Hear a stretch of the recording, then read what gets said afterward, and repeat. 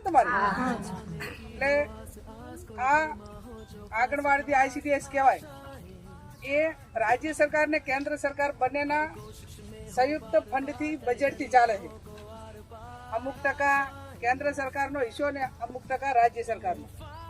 એટલે બંને સરકારો સાથે મળી અને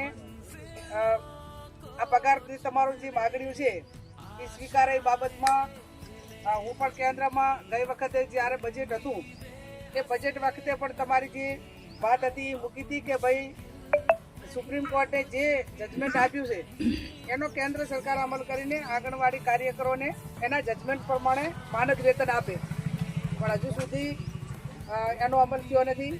વચમાં સરકાર દ્વારા જાહેરાત પણ કરી હતી કે આંગણવાડી જે તેડાગર છે એને 20,000 અને 20,300 અને કાર્યકરને 24,800 આ પ્રમાણે માનદ વેતન આપવામાં આવશે.